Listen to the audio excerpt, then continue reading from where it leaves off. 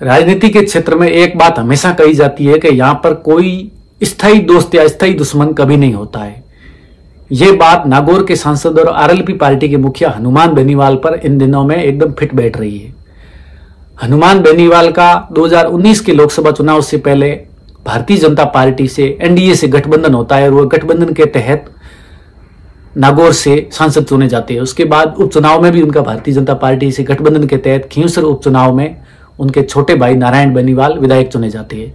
इसके कुछ समय बाद देश में किसान आंदोलन सहित विभिन्न मुद्दों को लेकर उनका भारतीय जनता पार्टी से गठबंधन टूट जाता है और अगले विधानसभा और लोकसभा चुनाव में वे भारतीय जनता पार्टी के खिलाफ चुनाव लड़ते हैं। और लोकसभा चुनाव में तो उनका कांग्रेस के इंडिया गठबंधन से उनका अलायंस हो जाता है और वे नागौर से इंडिया गठबंधन से सांसद चुने जाते हैं।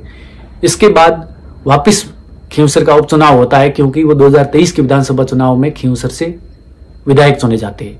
तो इस उपचुनाव में उनका कांग्रेस से या इंडिया से गठबंधन टूट जाता है और वे अपनी आरएलपी पार्टी से अपनी धर्मपत्नी को टिकट देते हैं और वे भारतीय जनता पार्टी के कैंडिडेट से चुनाव हार जाती है। तो इस तरीके से उनका दोस्त और दुश्मन लगातार हर चुनाव के अंदर बनता और बिगड़ता रहता है। लेकिन कल के घटनाक्रम में एक बहुत अजीब नई बात देखने को मिली। हनुमान बेनीवाल के बेटे आशुतोष के जन्मदिन पर दिल्ली के एक 5 सितारा होटल में एक बहुत बड़ी ग्रैंड पार्टी आयोजित होती है और उसमें पार्टी लाइन से अलग भारतीय जनता पार्टी, कांग्रेस और विभिन्न क्षेत्रीय दलों के बड़े बड़े नेता इस पार्टी में भाग लेते हैं।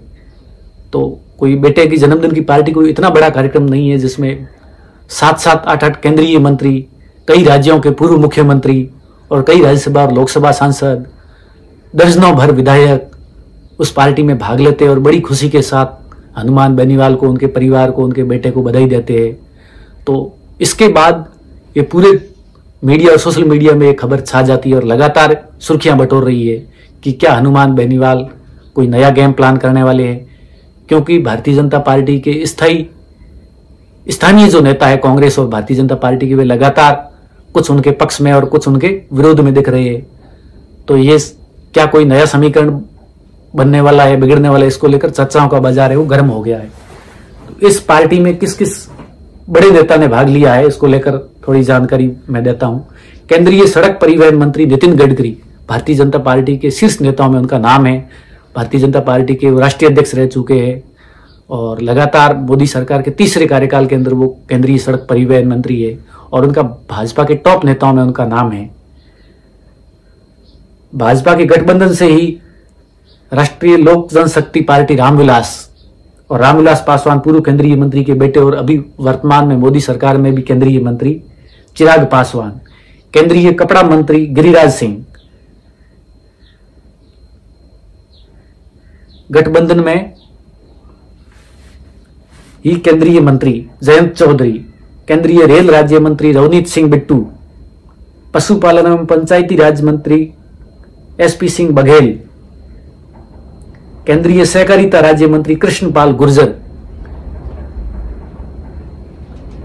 7-8 केंद्रीय मंत्री है उन्होंने इस कार्यक्रम में शिरकत की है। इसके अलावा उत्तर प्रदेश के पूर्व मुख्यमंत्री और समाजवादी पार्टी के मुखिया अखिलेश यादव, उत्तर प्रदेश के पूर्व मुख्यमंत्री और डुमरियागंज से सांसद जगदम्बिका पाल, राजस्थान भाजपा के पूर्व प्रदेश अध्यक्ष और चित्तौड़गढ़ सांसद सीपी जोशी, नगीना सांसद और आजाद समाज पार्टी के मुखिया चंद्रशेखर आजाद, जालोर सिरोही सांसद लुबाराम चौधरी, टोंक सवाई माधोपुर सांसद हरिचंद्र मीणा, झुंझुनू सांसद ब्रजेंद्र ओला, बांसवाड़ा सांसद राजकुमार रोत, गंगानगर सांसद कुलदीप इंदोरा, भरतपुर सांसद संजना जाटव, सुरू सांसद राहुल कसवा, करौली धौलपुर सांसद भजनलाल जाटव, साउथ दिल्ली के पूर्व सांसद रमेश बिधूड़ी सहित दर्जन भर विभिन्न अलग अलग सांसदों, राज्यसभा सांसदों और विधायकों ने इस पार्टी में भाग लिया है। इससे राजनीति का पारा गर्म हो गया है और राजस्थान में भी भाजपा और कांग्रेस की गलियारों में चर्चा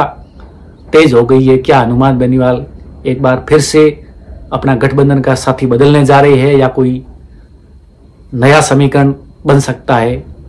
तो हनुमान बेनीवाल अपनी पार्टी के अभी एकमात्र सांसद है और अपनी पार्टी के सर्वेसर्वा है।